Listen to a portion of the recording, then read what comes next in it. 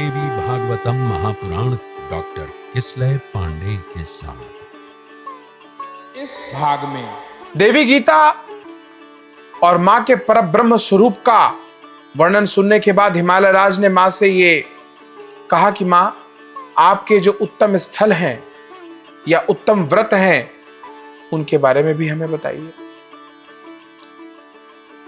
तो मां ने कहा कि वस्तुतः ये जितने भी व्रत हैं, जितने भी स्थल हैं, वो सब मेरे ही हैं, क्योंकि मैं सर्वस्वरूपिणी हूं, सर्वव्याप्ता हूं। फिर भी आपने प्रश्न किया है तो उसका उत्तर सुनिए। और मां कहती हैं कि दृष्टिगोचर होने वाले सभी स्थान मेरे अपने हैं, फिर भी भक्त वात्सल्य के कारण मैं कुछ स्थानों का वर्णन करती हूं।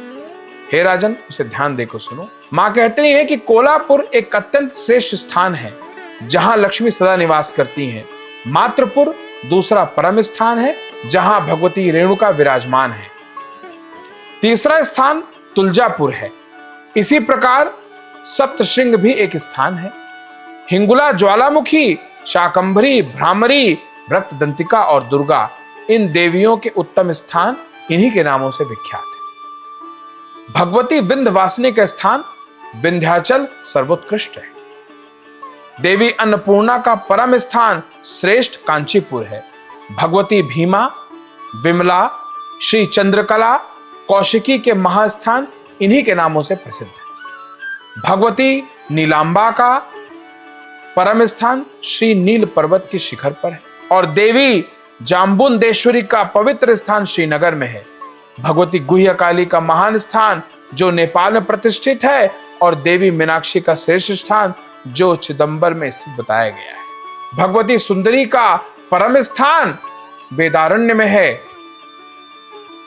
और भगवती पराशक्ति का महास्थान एकांबर में स्थित है। भगवती महालसा और इसी प्रकार देवी योगेश्वरी के महान स्थान इन्हीं के नामों से विख्यात है। भगवती नील सरस्वती का स्थान चीन देश में विस्थित कहा गया है। भगवती बगला का सर्वोत्तम स्थान वैद्यनाथ धाम में स्थित माना गया है। मुझ श्रीमद भुवनेश्वरी के स्थान मणिद्वीप में बताया गया है और श्रीमद त्रिपुर भैरवी का महान स्थान कामाख्या योनि मंडल है। यह भूमंडल क्षेत्र स्वरूप है तथा महामाया द्वारा अधिवासित क्षेत्र है। धरातल पर इससे बढ़कर और इससे श्रेष्ठ कोई स्थान नहीं है। यहाँ भगवती प्रत्येक माह में साक्षात रजस्वला हुआ करती हैं। उस समय वहां के सभी देवता पर्वत स्वरूप हो जाते हैं और अन्य महान देवता भी वहां पर्वतों पर निवास करते हैं। विद्वान पुरुषों ने वहां की संपूर्ण भूमि को देवी रूप कहा है। इस कामाख्या योनि मंडल से बढ़कर श्रेष्ठ कोई स्थान नहीं है। ऐश्वर्य में पुष्कर क्षेत्र में भगवती गायत्री का उत्तम स्थान कहा गया है। अमरेश में चंडिका तथा प्रभास में भगवती पुष्करेक्षिणी विराजमान है। महास्थान नैमिषारण्य में लिंग धारणी विराजमान है। पुष्करा क्षेत्र में देवी पुरुहुता और आषाढ़ती में भगवती रति प्रतिष्ठित है। चामुंडी नामक महान स्थान में परमेश्वरी दंडिनी और भार भूति में देवी भूति तथा नकुल में देवी नकुलेश्वरी विराजमान है। हरिश्चंद्र नामक स्थान में भगवती चंद्रिका और श्रीगिरी पर्वत पर शांकरी प्रतिष्ठित कही गई हैं। जपेश्वर स्थान में त्रिशूला और आम्रातकेश्वर में देवी सूक्ष्मा है। महाकाल क्षेत्र में शांकरी, मध्यम नामक स्थान में शवर्णी और केदार नामक महान क्षेत्र में भगवती मार्गदायनी अधिष्ठित है। भैरव नामक स्थान में भगवती भैरवी और गया में भगवती मंगला प्रतिष्ठित कही गई। कुरुक्षेत्र में देवी स्थाणु प्रिया और नाकुल में भगवती स्वयंभुवी का स्थान है। कनखल में भगवती उग्रा, विमलेश्वर में विश्रेषा, अट्टहास में महानंदा और महेंद्र पर्वत पर देवी महंतका विराजमान है। भीम पर्वत पर भगवती भीमेश्वरी, वस्त्रापथ नामक स्थान में भवानी शांकरी और अर्धकोटि पर्वत पर भगवती रुद्राणी प्रतिष्ठित कही गई हैं। अभिमुक्तेश्वर क्षेत्र यानी काशी में भगवती विशालाक्षी, महालय क्षेत्र में महाभागा, गोकर्ण में भद्रकर्णी और भद्रकर्ण में देवी भद्रा विराजमान है। सुवर्णाक्ष नामक स्थान में भगवती उत्पलाक्षी, स्थाणु संज्ञक स्थान में देवी स्थान विशा, कमलालय में कमला, शंगलान में प्रचंडा, कुरंडल में त्रिसंध्या, माकोट में मुकुटेश्वरी, मंडलेश में शांडकी और कालांजर पर्वत पर काली प्रतिष्ठित हैं। शंकुकर्ण पर्वत पर भगवती ध्वनि विराजमान बताई गई हैं। स्थूलकेश्वर पर भगवती स्थूला हैं। परमेश्वरी हल्लेखा ज्ञानियों के हृदय कमल में विराजमान रहती हैं। बताए गए स्थान देवी के लिए अत्यंत प्रिय हैं। हे पर्वतराज, पहले उन क्षेत्रों का महात्म्य सुनकर तत्पश्चात शास्त्रोक्त विधि से भगवती की पूजा करनी चाहिए। और हे राजन, इन क्षेत्रों का जो नियमित चिंतन करता है वो मुक्त होकर मुझे साक्षात प्राप्त करता है। माँ के द्वारा दिए गए संभाषण को वेदव्यास ने बताया।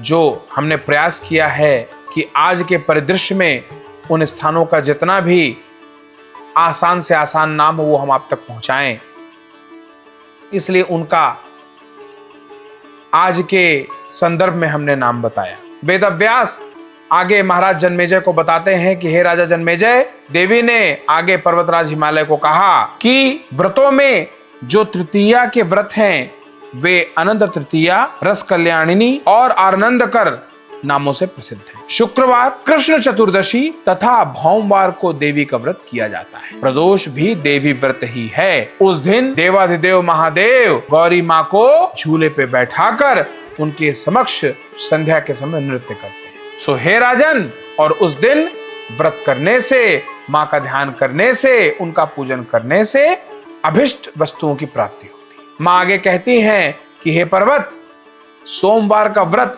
मुझे अत्यधिक संतुष्ट करने वाला है। इस व्रत में भी भगवती की पूजा कर रात में भोजन करना चाहिए। इस प्रकार चैत्र और अश्विन महीने के दोनों नवरात्र मेरे लिए अत्यंत प्रिय हैं। इस प्रकार और भी नित्य नैमित्तिक व्रत हैं जो मनुष्य राग द्वेष से रहित होकर मेरी प्रसन्नता के लिए करता है। वह मेरा सायुज्य पद प्राप्त कर लेता है और मेरा भक्त मुझे अति प्रिय है। माँ आगे कहती हैं कि व्रतों के अवसर पर झूला सजाकर उत्सव मनाना चाहिए।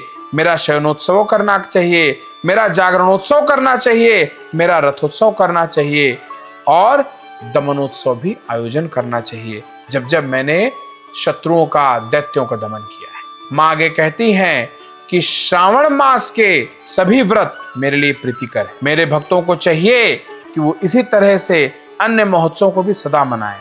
उन अवसरों पर मेरे भक्त सुवासिनी स्त्रियों को, कुमारी कन्याओं को, बटुकों को मेरा ही स्वरूप मान के उनका पूजन करें। और जो मनुष्य सावधान होकर भक्ति पूर्वक प्रत्येक वर्ष ऐसा करता है वो धन धान्य से कृतकृत्य हो जाता है और शीघ्र ही मेरा प्रिय पात्र बन जाता है। मुझे प्रसन्नता प्रदान करने वाले ये सब प्रसंग हे हिमालय राज, मैंने आपके निवेदन पे आपको कह सुना। महर्षि वेदव्यास कहते हैं कि व्रत तो है ही, साथ साथ ये जो पुण्य क्षेत्र हैं, जो देवी क्षेत्र हैं, उनकी भी महिमा मैंने महाराज जन्मेजय आपको बता दी। इनकी तो ऐसी महिमा है कि यहाँ पे तो रहने वाले चांडाल को भी देवी का ही स्वरूप मानना चाहिए। सो हे राजा जन्मेजय, मैंने आपके निवेदन पे आपको ये सारा वृत्तांत कह सुना। महर्षि वेदव्यास बताते हैं कि हिमालय राज इतने पे रुके नहीं। हिमालय राज मां भगवती से प्रार्थना करते हैं कि मां अपने पूजन के प्रकार और उसे कैसे किया जाना चाहिए, इस पे भी मां आप मुझे अगर जागृत करें तो आपकी बड़ी कृपा हो। मां भगवती हिमालय राज के इस निवेदन को स्वीकार करती हैं और अपने पूजा के विभिन्न प्रकार और उनको करने के क्या तरीके हैं इस पर उपदेश देती है। ये एक गंभीर विषय है जिस पे विशेष भाष्य मां भगवती के आदेश पर उनकी प्रेरणा से प्रस्तुत किया जाए। तो फिर प्रेम से बोलिए जय माता की।